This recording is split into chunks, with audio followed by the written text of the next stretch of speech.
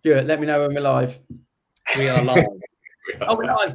Right, let's get this comment in. Let's get this in. We've got 5 today. The 5-a-side team. Love this 5-a-side team look. Woo.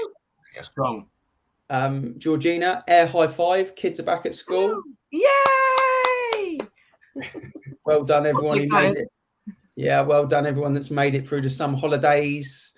So as people are joining, it would be great if you can pop us a like, pop us a comment, let us know you're listening, let us know you can hear us loud and clear. We always want to know straight away. And of course, ask us any question at all. We are not shy. We don't mind. Just fire them in the comments and we will discuss them out loud. Neil, how are you getting on with that sunshine? It's been I was going to say, look, Jesus Christ almighty. I might get a suntan here, to be fair. It's dangerous. Have to put some I might get blinded a little bit this evening, but we'll see. So we've got Maidenhead and Reading to talk about this evening. The first thing that I really want to talk about, though, is we've got to get straight into the market and ask the room, and of course everyone that is watching, where we're at with the market. Summer's out the way. We're into September. I think it's time to kind of assess where we are, what phrase we want to use. Let's ignore what Sky News are saying, BBC News are saying. We don't need to talk about their agenda, but what is actually happening with the property market. So is the market cooling, crashing, booming, or back to normal? If you're watching, let us know. Just one word, that's all we need. You don't even need to put an avocado next to it. But if you do, we'll read that one out first. Neil, what do you think, bud? Dan and I obviously sometimes talk, and we were catching up on the market. We talk from time to time, but we were catching up on it, and we were just saying how hectic, well, not hectic, but how busy it still is. And I think historically, this time of year, a lot of people start, like you guys said, kids are back to school. Right, let's look on Rightmove. And historically, there was this sort of little rush of coming out the back, or into the start of September, out the back of the summer, people will want to be out there looking. So I think we've noticed a flurry. Dan and I have noticed a flurry of properties coming on the market with us, which is nice. Mm-hmm. A lot more valuations, which is nice. So I think it's people just starting to prep for that historic rush, I would say. I think, dare I drop it, I'm going to drop the C-bomb. But historically, people try and move now to be in for Christmas, which this year it's probably unlikely because of transaction times. But people do start thinking about a move coming out of the summer. Kids have gone back to school. Let's move house. So the Guinness Book World Record for the longest one-word answer given to Neil. Well done, Neil. Basically, no, it's still going mental.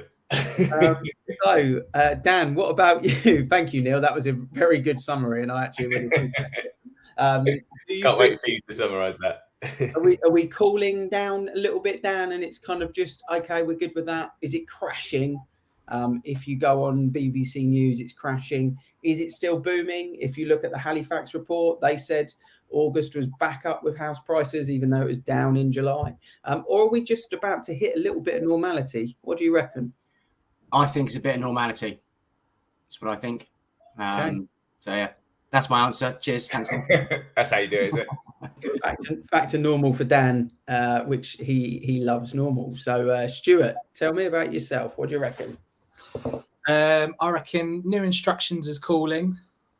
Overpriced properties are starting to crash. And if they're on at the right price, they're booming. Boom. Yeah. So you could argue then in that case, price dependent. There's an argument for any of those. If the price is right, there's 3 to 5 buyers on every home in Maidenhead. Okay, like that. Georgina, what do you reckon?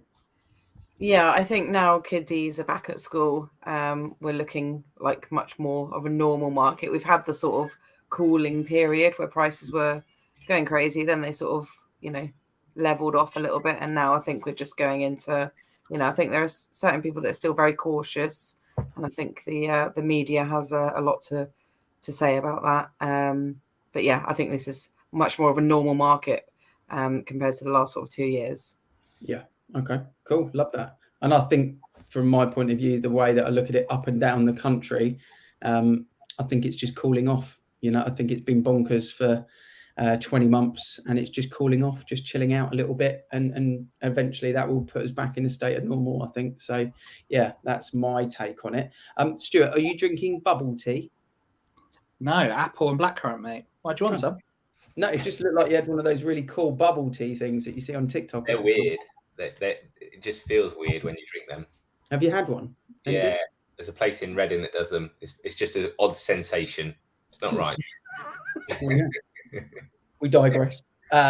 Chris is jumped on, one of the avocado property partners in Camberley. He's looking for an answer to some questions. So mortgage rates going to cause big changes over coming months with the market, do you think? So I guess we all saw the mortgage rate of the week. For the first time, the the best 95% loan to value mortgage that you can get is now 4%. So all year it's been 3, it even got down to 2 something at one point, but now it is 4. The others haven't really risen massively in the last month, but they've creeped a little bit. But that's a significant sign that now if you've only got a 5% deposit, you're going to need to stump up on 4% plus interest rates. Do we think that's going to have a big impact? Georgina, what's your thoughts? Yeah, I think people will be feeling a bit cautious about that as well. And it's whether they, it's this sort of argument of whether you lock in for, 2 year or 5 years. There's so much doom and gloom going around that I think people will probably be looking to go fixed for as long as possible. What do you guys think? I did a 3-year fixed in March. I wish I did a 10-year fixed in March. But there we go. Hindsight is a pain in the backside. Neil, what do you think? Yeah, I think it's going to be okay still, in my opinion, because they're not outrageous. Yes, they're not as good as they were for the last year or two, but they're still not outrageous. I think people, like I've said throughout, well, I've said for the last 6 months, people are just becoming a bit more cautious with where they push their search criteria and price limit. I think the market will always, well, I say always, will continue to be very active at the moment because people are wanting more space, people are wanting to work from home, etc. So yeah, I think it'll be fine, regardless of the rates. So Dan, question for you. If over the last 20 months, when the housing minister opened the market back up and it went crazy, and then we had the stamp duty holiday and everyone had money to burn, everyone just went absolutely bonkers on the market. If the rates were the rates then that they are today, do you think that would have just still been the case anyway? Or do you think it wouldn't have been as bonkers? Do you think that would have had any impact at all if the rates were back then? I still think it would have been bonkers. I agree. Because the demand for people and the want for people to move outweighs the costs potentially. If people can afford it, they're going to do it. People want more space. People want to work from home. Took advantage of the stamp duty. Then if the mortgage rates were where they are now, they still would have done it. So I still think that would be the same moving forward. Yeah, I totally agree. I think we're giggling like school kids then. In the background. Have you seen his comment? No. I saw that pop up and I was like a little school kid. I don't do the bookings. I just turn up and ask the questions. I think Matt is on holiday. I don't know. But yeah, there we go. So any questions you've got or any feedback, Matt, welcome to throw it in the comments, bud. Or you've got the login, so feel free to come join us and make it a 6. There we go. Come on, you won't. Come join us, but I don't think you got the minerals. Andy. Market says the market's staying normal. It's just properties that are overvalued, which are coming down. And I think that's actually quite a nice way to probably summarize it in a single sentence, which, unlike Andy, to clear things up in one line, to be fair. So, well done, Meady. There we go. I think Stuart on the prices as well, which I've noticed a lot more reductions in the last few weeks. I try not to pay attention to too many, but I've noticed a lot more reductions. But most of the right move alerts we get are when this is new properties, are reduced properties now, aren't they, rather than new listings? Yeah, absolutely. I'm seeing that. You can always judge. There's certain estate agents that must cull their stock on certain days because the next day they've just got 4 or 5 reduced properties. You're like, right, wait for it. Oh, it's Tuesday. Let's see. Always set days. Yeah. So one thing that's obviously happened, me and Georgina did an air high five, is that kids have gone back to school, and typically September and October are very, very busy months for new listings. If we look at things seasonally over the last couple of decades, that's just a given. They're normally very, very good markets for anyone that's involved in moving. One thing that I did see a report was that there was 5.8% more houses came to the market in August in comparison to July. So the question I've got, and Neil, you alluded to it in your one-word answer that was 2 paragraphs, was... Yeah, I might as well. I'm going to make a cup of tea. You carry on, all right? You've seen definitely valuations increase, I think, in the last couple of weeks, you said. Yeah, I've seen a flurry of valuations, and without sounding big-headed, it's always nice for us at the moment because whenever we go out to stuff, 9 times out of 10 coming on the market, it's a hot valuation, as we would call it in the industry. But yeah, it just seems like we're busier than ever, so no slowing down. Stuart, your business is not as advanced as Dan and Neil's, but it's been a phenomenal 6 or 7 months, hasn't it, for you? Yeah. Have you seen a difference in the last 4 weeks in comparison to the 4 weeks before that? Have you seen a difference in vows August in comparison to July? I'm definitely seeing a little bit more in the last 2 weeks. Okay. What I've noticed now is the 2 new estate agents that joined Maidenhead, they've suddenly realised their pricing's all wrong, so that all those price reductions are dropping in, and some of those customers have realised they've chosen the wrong agent who didn't know the town.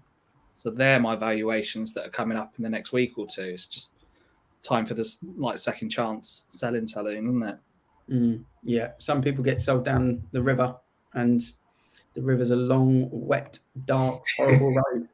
Second mouse gets the cheese. Yeah, I've eaten too much fudge tonight. I do apologise. You're on the shooting line. A little bit crazy. Georgina, what do you reckon? Val's going to go up in September. A lot of people had summer holidays. A lot of families were on holiday in August and July. Yeah, and I think so many people would have been their first chance to go overseas as well. A lot of people that I spoke to, some kids can't even remember going on planes and stuff.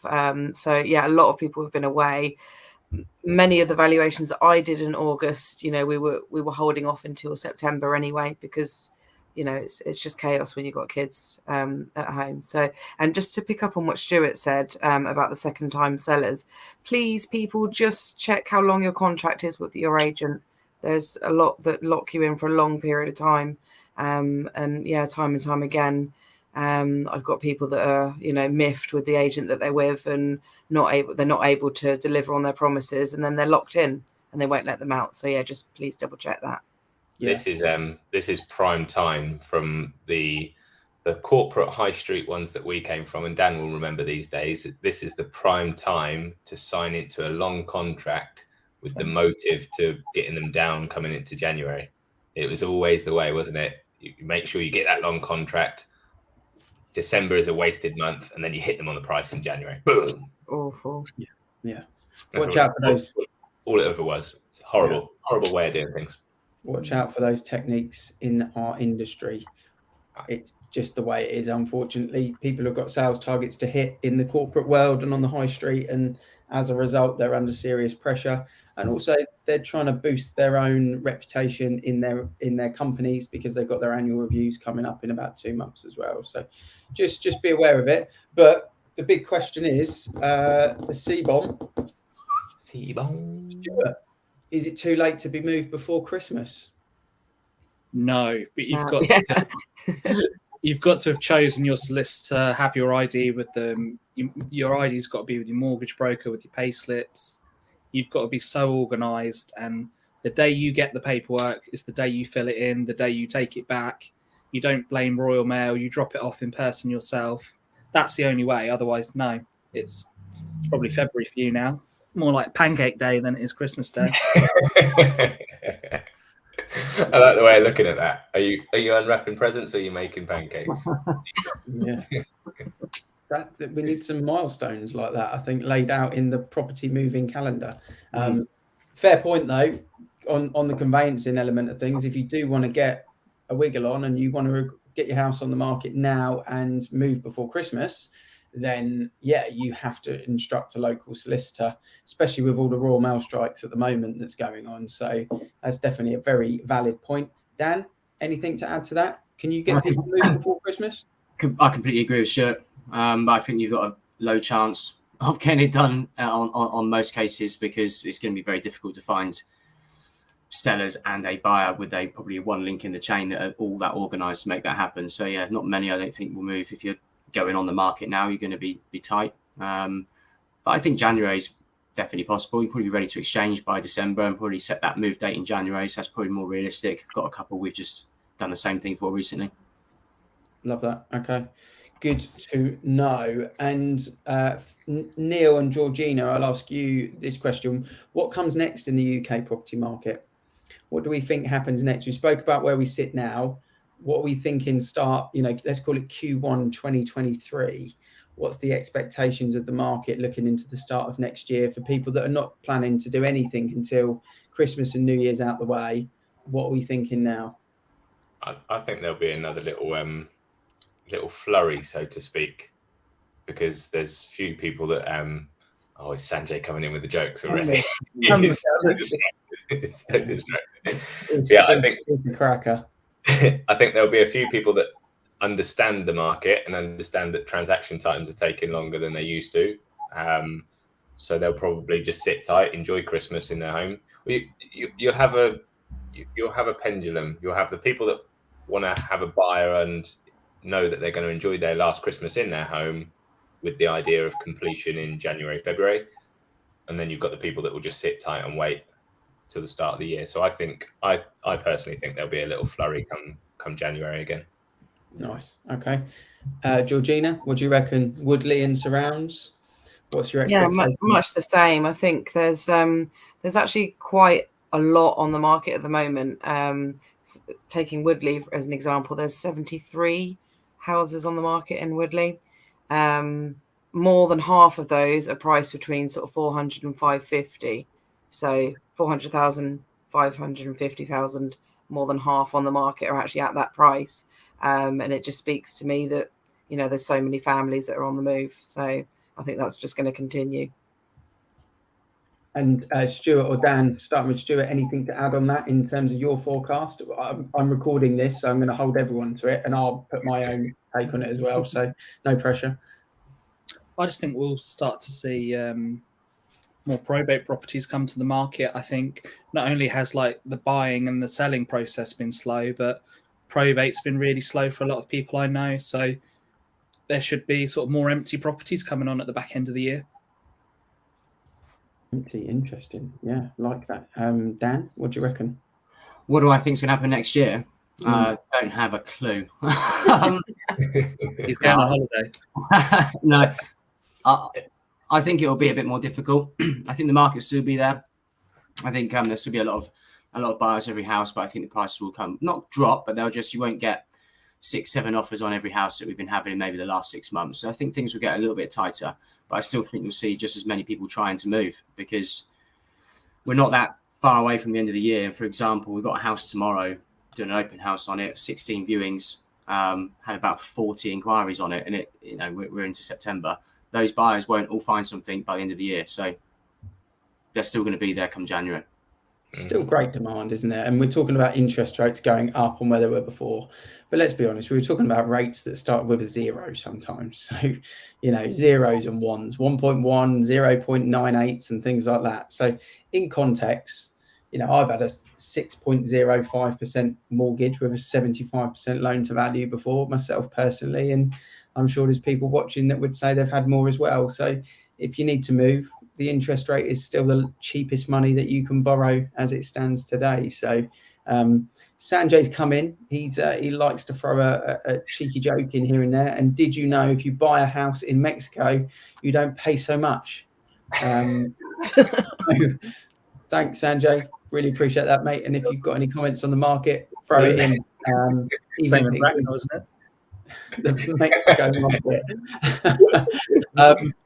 Cool announcement to make. As of yesterday, as a group of Avocado, we actually hit £18,000 donated to local schools and charities, and some were community events as well, I should say. But from yesterday, and that's just this year, that's not including what we did last year. So we're very, very much on track to hit £20,000 donated as a group. And there's only 24 of us, so it's a lot of money that's been donated as a group. Way more, I would imagine, than a lot of, local agents that say they're in the community, but we never see it. So, we're out there, we're putting our money where our mouth is, quite literally. And we're trying to work in the local community, even though we're still a relatively new group of business owners. So I just thought that was really cool. So, well done to everyone that's been involved in that. It's been awesome. We've just sponsored another 3 local football teams as well. So that's gone up. Cool.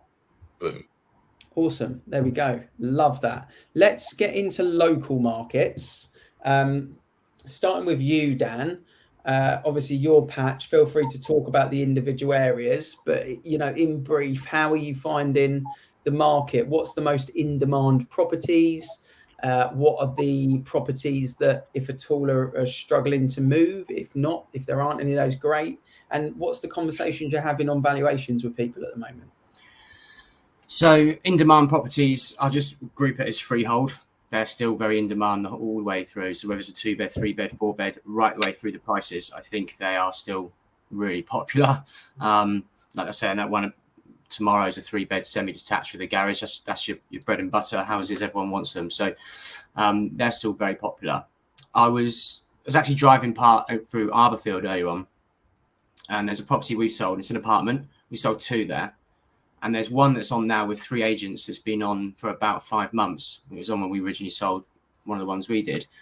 And I started to think, well, are apartments struggling? Maybe they're starting to struggle now, because we had a period where they started to get more popular and actually became quite easy to sell. But I do think they've become a little bit more challenging. I know that Neil can comment. We had one we was under offer, but very recently, but that was a little bit slower with the viewing levels coming in. So I think maybe leaseholds are going to be a bit slower again, just as a whole.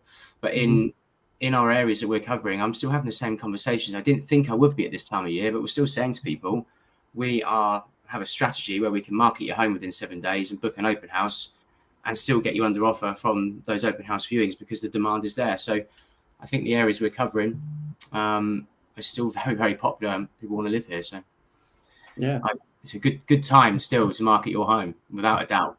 Without a shadow of a doubt. And what about Maidenhead, Stuart? What's the sort of demographic of buyer? Where are they coming in from? Are they local buyers? Are they coming from different areas at the moment? So I still think we're seeing people try and escape London from COVID, and possibly for the use of Crossrail. Got an awesome open house at Grenfell Road this weekend. I would say out of the 15 people viewing it, half of them are from London. The other half are all from Berkshire. They just want to be first-time buyers, don't want to pay landlords anymore. Same as what Dan said, leasehold, I think, a lot harder. With Maidenhead, though, we've got a lot of them now that they fall into that ground rent being $500 per year. So a lot of owners don't know that they're going to have to do a deed of variation. They've been given the wrong advice straight up to get on the market. So they're on the market for 6 months. We've got our Sainsbury's in Maidenhead. It's got all the bad cladding on it. But there's about 15 of those flats on the market all trying to sell. You can't be sold.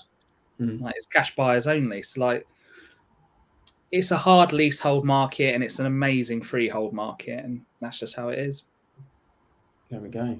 Well, I think we saw a period of time for about 18 months where everything was moving. I think when interest rates have creeped up, people add service charges to the overall cost of living, and that's the difference between freehold and leasehold, isn't it? Some service charges are very, very expensive. It's definitely worth looking into. And then we're just in an area in the home counties now where there are a lot of leases. I've heard of people offering on properties that have got like 87-year leases, but saying I'll offer this for an 87-year lease, but if it's topped up to 125, I'll offer X, even at 87 years, which is still a very lengthy lease. So I think that's having an impact on the lease and freeholds. And Georgina, Woodley area, I know you touched on it a little bit there, but what's the most in-demand house at the moment? Ones with a conventional layout, should we say, typical family homes, and definitely where you can extend, not necessarily straight away, but something which has got the potential to extend or make alterations. That is definitely one that I'm seeing as being really popular. There we go. I also read today, and I posted it on Instagram as a reel actually, that the fastest growing demographic of homeowners is now millennials, and 37% of 25 to 34-year-olds are now homeowners, which I thought that's actually wowed me. 37% of people between 25 and 34 own a property in the UK, because you always think it's much later than that, but I think apart that's from you, we all millennials here. Yeah, I just thought I'm actually not in that bracket, which is quite depressing. We are. I think we're born in 88, but I still think that class is a millennial. Yeah, I'm 87, so I don't know what I am. I'm a year inside being a millennial. So you definitely are, Georgina, if I am. Am I the oldest here? I'm 27. What are you? I'm a young millennial. Sanjay has said, and this is an important question for people that are looking at the moment, especially people that are thinking about maybe moving in the new year, keeping an eye on the market. So they recently had a home go under offer. There were 3 buyers that viewed it. They said it was their dream home. They didn't want to commit because they didn't want to commit getting theirs under offer. And now they've missed out because there was multiple offers from people that were able to proceed. Now, this has been a problem for about 2 years in the housing market, the chicken or egg, as we like to call it. But what's the advice that we've got for people that are keeping an eye on the market, but they're not prepared to put their house on the market because they just haven't seen that dream home yet? Or when they have, it's gone like that. Dan? First of all, if you have a motivation to move, even if you've not found the right place, put your house on the market, because your agent should manage the buyer's expectation and your situation and be open and honest with any buyer coming in. That's the first thing. Second thing, as a seller, before you do it, go on Rightmove, search the area you want and open up all sold properties as well. Don't just look at for sale ones, because I bet you'll see sold ones you missed and didn't see for sale. And I bet you'll find 3, 4, 5 of them you probably would have bought. And actually, you're not seeing them go up, so going so quick, because that'll give you confidence there is more choice than you actually think. So that's what I would say. Good advice. Yeah, I like that. Stuart, you're nodding. Yeah, totally agree. I think you just got to, like, if you're not willing to get your property on the market and sell it, how do you even know what your budget is for your next one? Yeah, fair point. And Georgina, what about if it's something super bespoke? Like it's a bungalow down a road, there's 3 of them. You're not moving for anything other than one of those 3 bungalows, and none of them have moved in 25 years. What do you do then?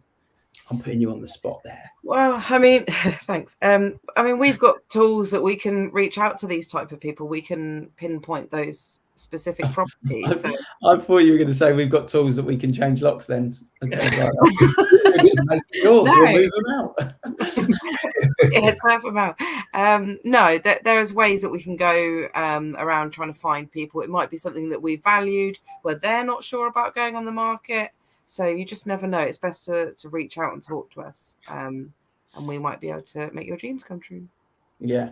So Neil, we've got software that we can send communication to any type of property. So if someone's looking in your patch, let's say they're looking in Winnersh and they want a property where they want a 4-bedroom detached with 1/4 acre plot, and they're prepared to spend $850. We can contact the people in that small area and find out that there's, 72 of those properties in that school catchment where they want to buy that 854 bed. and we can ask the question. And we can ask the question around, do they want to do an off-market viewing? And I think it's important to explain the difference between listing your property with an estate agent and fully go into the market, because we do a lot of stuff off portals and we do a lot of stuff off market. So should we quickly explain the difference between an off market viewing, doing it social media only, and then going fully live? Yeah, we've had a bit of everything on those options basically. The Beat the Portals, that's brilliant. We've sold loads of houses that have only been sold via Beat the Portals. So make sure, if you are, I'm assuming if you're watching this, you're watching our socials, make sure you're following us, following the right avocado agents for the right area that you're looking in, because we do a lot of sneak peeks. But the Beat the Portals, that still amazes me, and I love them. You know how much I love the Beat the Portals. But we can still do an open house, and I had one that had 6 offers on it just from Beat the Portals. Not even hit Rightmove, sold over asking price. But from a seller's point of view, that's good, because buyers think they're getting something before it goes to the market. They're more likely to make a more desirable offer to stop it from going to the market fully. Mm-hmm. So from that aspect, it's good for the sellers. It's good for the buyers, because they're getting it before it goes on Rightmove. The thing to bear in mind with us is we are very much a bespoke agent and very much a personable agent. So I would say building a relationship with an agent is important. The way that we operate is very different to other estate agents, where we get to know what buyers are after. Dan and I are in multiple group chats with even people that are not on the market and they're just actively looking. For instance, last night at 10 o'clock, 10:30, Dan, I was sending one of Dan's possible sellers, but he's thrown me into the group because he knows that I'm out looking at properties that Dan might not see. So I know what the seller's looking for now from speaking to Dan. And last night at 10 o'clock, I was discussing a property with them that's coming onto the market. And they love that. They absolutely love that, because we are giving that client a bespoke service. Are you interested in that? We've had it before with £1 million houses where I've stood out the front while Dan's taking photos and just sent people on a group chat a video of the front saying, I think you'll like this. Yeah. So again, that's Beat the Portals. Just genuinely trying to help people, isn't it? And understanding what they like, and if we can help them, we will. So like I say, that couple that aren't on the market yet, we'll find them something that's perfect for at some point, and we'll then get theirs on to help them move. So there is that way of doing things. It's the bespoke service, which I think that goes leaps and bounds above anything else that you can get with any estate agent, because every other estate agent just has you as a number. Until you're on the market, they don't give it. I was about to swear. They don't care about you. They don't give an avocado about it, do they? They don't give you an avocado. Exactly. Yeah. Whereas we definitely do, and I think it is just trying to do the right thing by those people, which is what we do. Okay, good stuff. There we go. Some advice for people. Sanjay said, "What about those sellers that have been sold last year? Feel bad for keeping their buyers waiting for 9 months plus."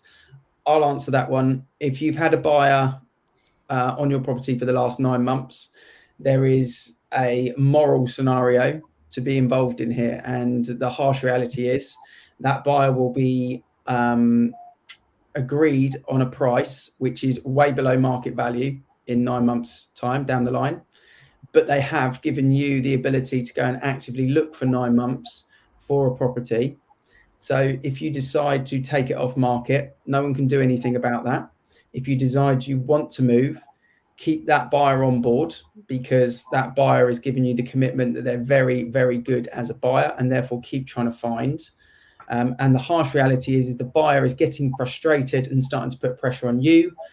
You could probably go back to the market tomorrow and get a price agreed that is below market value today, but above what you've had agreed 9 months ago. And that is probably, without beating around the bush, the facts of it, I would say. Anyone got anything to differ on that, or does that cover that? I was going to say just get straight into rented and get your exchange done, but maybe not. Yeah, there's that option as well. Get the exchange done if you can go into rented and cherry pick something that works for you. Someone has asked a question before we went live, actually. Is selling your home with a new build in the chain easy? Neil's shaking, Dan's shaking. And loves these. Dan, do you want to go on this one? Yeah, definitely. I think it's actually me who brought this up beforehand, just to mention it. I wanted to give people a bit of an example of what happens and how it can work. Because I think a lot of people who go and buy a new build second time when they're selling are probably people that bought a new build in the first place as a first time, so they're used to it. So you find a lot of people that sell 2 or 3 or 5 years later from buying a new build and go and buy another one and sell theirs. And their only experience of buying is buying a new build done in 28 days because everything's ready and prepped and you just move in. That reality is that when you come to sell the home on the residential market, there's a lot more questions with solicitors. There's a lot of unfinished things that weren't there that need to be answered. And actually, it takes a lot longer. And if you're then buying a new build and they've put a 28-day exchange deadline on you as this buyer, but you've got to sell yours too, I don't think I can think of one that's ever done it in that time. There's always an extension to it. But what my irritation is with developers where they put so much pressure on, and they cause some real issues with the person buying. I've had one recently where they've had panic attacks and it's all fallen apart. And if they were just a little bit more relaxed, genuinely speaking, for 3 days, it would have exchanged today. And they did the work on Friday. And, you know, no one's won. The buyer are gutted, the sellers are gutted, and the developer hasn't sold that property and got to wait again to resell it. So if you're selling a property and buying a new build, I try to advise people to, if you sold yours, try and do it earlier and pre-plan it, move out if you can.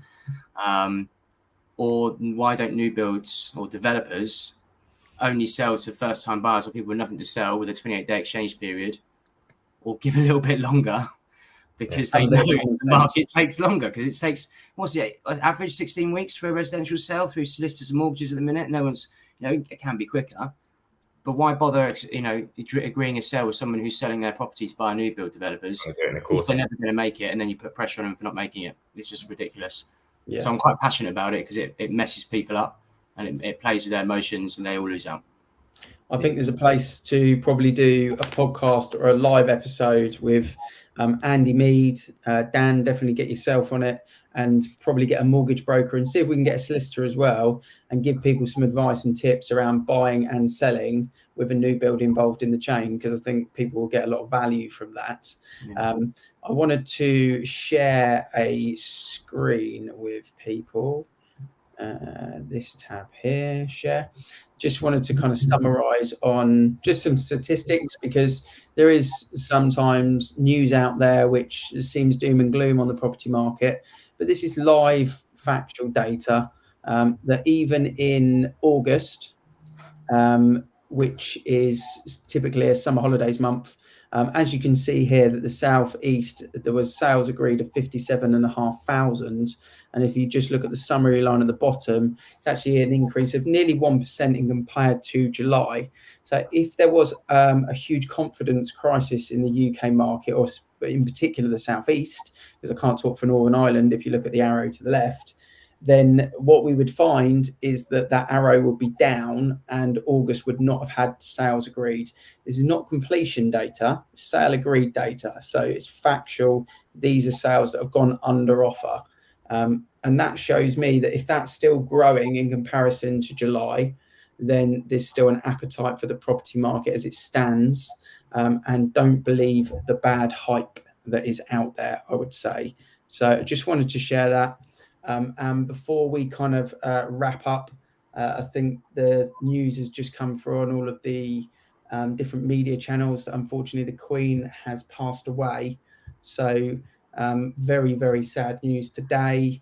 Obviously, all of everyone's thoughts and prayers are with her family. I hope they will manage to get there. And that is a really, really sad day for the whole country. So bigger things to talk about than property, I think, for the rest of the evening, and we'll bring our broadcast to a close. But everyone knows where they need us if they need us to answer any of their questions. Indeed. Good evening.